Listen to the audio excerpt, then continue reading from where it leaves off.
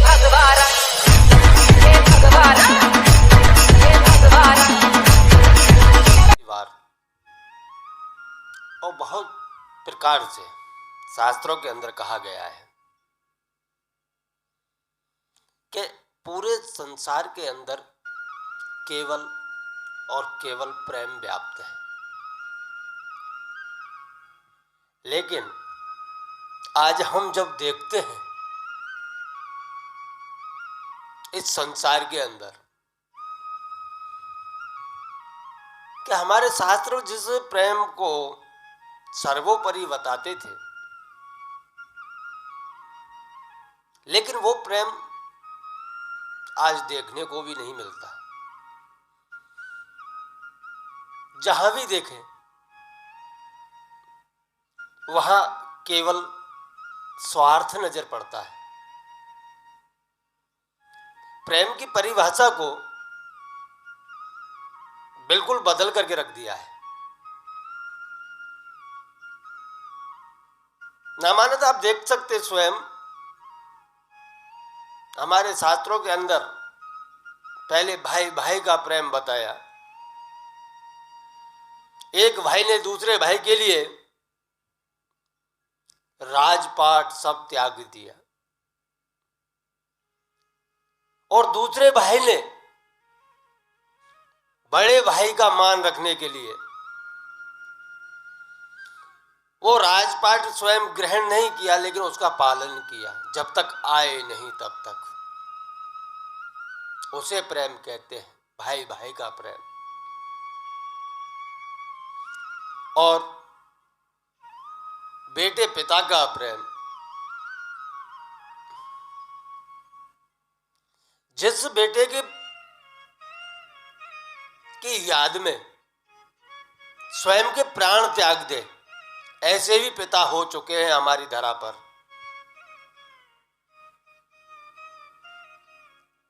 इतना अथाह प्रेम, उसे प्रेम कहते हैं।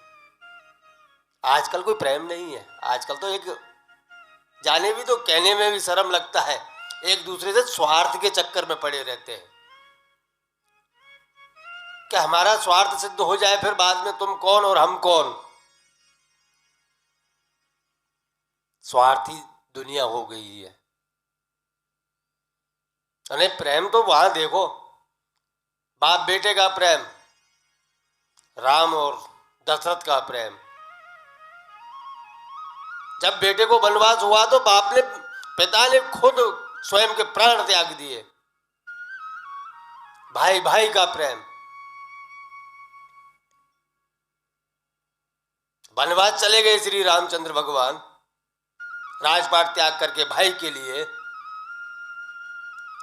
फिर भी उस भाई ने उस राजपाट को स्वयं अपनाया नहीं और बड़े भाई की चरण पादुका लेकर के उनको सिंहासन पर रख करके उनको पूज करके उस राज्य का संचालन किया। वो भी एक भाई भाई का प्रेम था। और आज एक दूसरे का गला काटने में लगे रहते हैं। एक मां के दो पुत्र होते तो भी लड़ाई झगड़े में लगे रहते हैं। वहां कहां चला गया? वो तो एक ही मां के थे, तो भी लड़ते रहते हैं। क्योंकि शास्त्र भी कहते हैं इस बात को कि प्रेम से ही भगवान को प्राप्त किया जा सकता है। तो हम क्यों उल्टी दिशा में दौड़ रहे हैं? इन नश्वर चीजों की तरफ क्यों दौड़ रहे हैं? क्योंकि सबको पता है यहां की चीज है, यहीं छोड़ करके जाना है।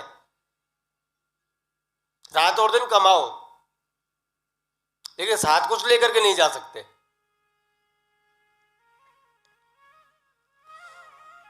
उसी बात को आप स्वयं विचार कर सकते हो कि हमारी इस धरती के ऊपर एक से एक मूर्तियों ने जन्म लिया है। प्रेम देखना है तो मीरा जी का प्रेम देखो, जो श्री कृष्ण भगवान से इतना प्रेम करती थी कि जब उसके आगे विष का प्याला भी आया तो वो भी अमृत बन गया। पूरा संसार उससे खिलाफ हो गया, फिर भी वो भगवान की भक्ति नहीं छोड़ी। उसने किया था प्रेम। जो अपने ही प्रेम के कारण स्वयं श्री कृष्ण भगवान की मूर्ति में सह शरीर विलीन हो गई, ऐसा प्रेम पूजनीय होता है। आज तो क्षण भंगुर हो गया है। जब तक स्वार्थ है तब तक प्रेम है, दिखाने के लिए प्रेम हो गया है। इस संसार में रह जा करके संसार की नश्वर वस्तुओं से प्रेम रह गया है। वो मेरा है, वो मेरा है, मैं ये कर लूंगा, वो कर लूंगा, मैं इसको जाता हूं, मैं उसको चाहता हूं। प्रेम देखना है तो कभी ब्रज की यात्रा कीजिए, जहां पर स्वयं श्री राधा जी कृष्ण भगवान से प्रेम किया करती थी, लेकिन उन्होंने कोई उनसे मांगनी नहीं किया था, उन्होंने कोई उसको बोला नहीं था।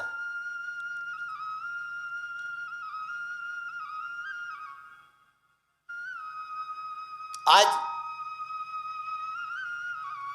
पूरे संसार में जहां भी जाओगे, जहां भी सनातनी धर्म के लोग मिलते हैं, वो कृष्ण राधे नहीं बोलेंगे, राधे कृष्ण, राधे कृष्ण। इतनी ताकत है प्रेम के अंदर। इसीलिए कवि ने लिखा है, रही मन धागा प्रेम का मत तोड़ो चटकाए, टूटे से फिर ना जुड़े, जुड़े गांठ पड़ जाए। क्या आप एक बार प्रीत लगा करके तो देखो कन्हैया के साथ, भगवान के चरण में आप प्रेम से मारे एक बार मस्तक नमा के तो देखो, जीवन धन्य हो जाएगा। क्योंकि ये काया तो माटी है, ये हम भी जानते हैं, आप भी जानते हो, सब जानते हैं। और ये माटी एक दिन माटी में ही मिल जानी है, ये तो साथ में आना नहीं है। फिर इस काया से प्रेम किस चीज का? और आपको स्वयं पता भी है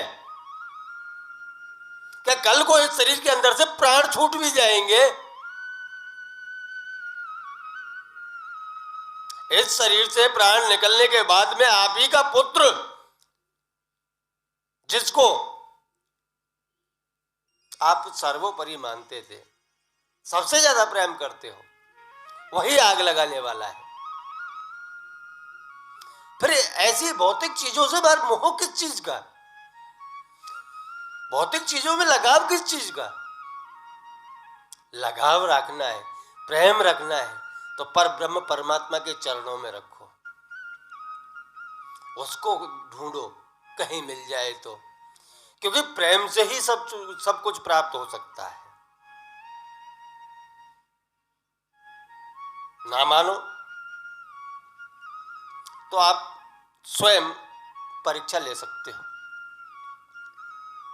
क्या प्रेम के बचीभूत पूर्ण पूर्ण पूर्ण जगत हो जाता है। एक बार श्री कृष्ण भगवान जी बैठे हुए ग्वाल वालों के साथ में,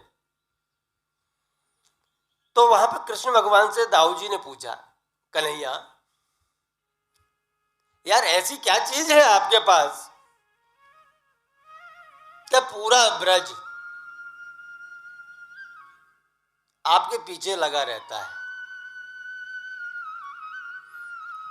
गोपियां तुम्हारी बांसुरी की आवाज सुनकर के दौड़ी चली आती है, आप जहां बैठते हो और वहां से बार बांसुरी बजाते हो तो पूरी गाय ग्वाल सब आपके पास खिंचे चले आते हैं। ऐसा कौन सी बात है तेरे पास? तो वहां मनसुख जी बोले कि कन्हैया वो जादू हमको भी सिखा दो, हमें लगता है आपके पास में कोई जादू है, सबको आपसे अपने वशीभूत कर लेते हो। कन्हैया जी बोले, ना ग्वाला, ना भैया, मेरे पास में ऐसा कोई जादू नहीं है, बस मेरे पास में है तो एक प्रेम है। मैं जितने वितरण करता हूं उससे डबल मुझे मिलता है। मैं तो कभी कहने नहीं जाता। हाँ, एक है कि मेरे अंदर सबके लिए प्रेम है। पशु पक्षी, पेड़ पौधे, पुरुष नारी, जो मुझे मानता है वो मेरे पास में आ जाता है। सामने वाले भी मेरे को मानते हैं, मेरे से प्रेम करते हैं, इसलिए मेरे पास दौड़े चले आते हैं। और मुझे इस संसार के अंदर खाली प्रेम से ही पाया जा सकता है। क्रोधवश तो दुश्मन पाए जाते हैं। भगवान नहीं, भगवान को तो प्रेम से ही पाया जा सकता है। इसलिए अपने को किस चीज में मोह रखना चाहिए, यह हमें स्वयं विचार करना है। क्योंकि बड़ी दूर से आए हैं, बड़ी दूर से आए हैं और दूर ही हमारा ठिकाना है। वहां पर नफरत की लाठी नहीं चलती, वो तो प्रेम का एक ठिकाना है। कि अगर हमको जाना है तो वहां प्रेम की एक लाठी लेनी पड़ेगी जिसके टेके से हम जा सके। नहीं तो भैया इसी 84 जग के फेरे में यहीं लगे रहेंगे। आज भी यही है, फिर कल भी यहीं रहेंगे। आज मनुष्य बने हैं, कल किस योनि में जाए कोई पता नहीं। कल को पशु पक्षी की में भी जा सकते हैं, क्योंकि प्रेम है। आप जिस चीज में प्रेम रखोगे उसी में जाकर के आपको प्राप्त हो पाएगा। शास्त्र कहते हैं, मैं नहीं कहता, क्योंकि पूरे जिंदगी जिस चीज में आपका प्रेम रहा तो लास्ट घड़ी पर वही चीज आपको याद आती है, और जिस चीज के अंदर आपका जीव जाता है उसी का जन्म प्राप्त होता है। तो क्यों ना प्यारे हम हमारे कन्हैया परब्रह्म परमात्मा के चरण में प्रेम की प्रीत लगाए, तो कम से कम इस 84 के चक्कर से तो निकल जाए। भगवान के चरण में प्रेम की प्रीत लगाएंगे तो भव बंधन मुक्त हो जाएंगे। इस भव बंधन से मुक्त होने के लिए एक यही उपाय है, और बहुत सरल उपाय है। आपको पैसा लगे ना देला, बस चल अकेला, चल अकेला, सबको अकेला ही जाना। इसमें कोई पैसा नहीं लगता है कि तुम भगवान से प्रेम करने के लिए पैसे का हमारा कहीं खर्चा होगा। नहीं, प्रेम तो एक हृदय की वस्तु है। आपके हृदय में एक बार प्रेम का अंकुरित फूट गया तो वो एक विशाल वृक्ष बन जाता है, और विशाल वृक्ष बनने के बाद में वो कितना अच्छा फल देता है यह हम स्वयं विचार कर सकते हैं। आज हम कोई भी पेड़ लगाए, एग्जाम्पल के लिए कि आपको आम का पेड़ लगाया, वो धीरे धीरे अंकुरित हुआ, बड़ा हो गया, बड़ा होने के बाद में उसमें फल आए, और फल आने के बाद में वो कितनी जगह वितरण हो जाते हैं फल। एक आम के पेड़ के फल आप पूरे गांव में वितरण कर देंगे धीरे धीरे, और गांव में भी अगर एक एक पेड़ वही जो खाया हुआ आम है उसी को उगाया जाए तो कितना विशाल रूप धारण कर लेगा। ऐसे ही परब्रह्म परमात्मा है, वो विशाल है, लेकिन एक प्रेम का पेड़ लगाना हमारे अंदर अभी बाकी है। चलो, जब जागेंगे तभी सवेरा होगा। अब एक बार प्रेम से बोलो राधे।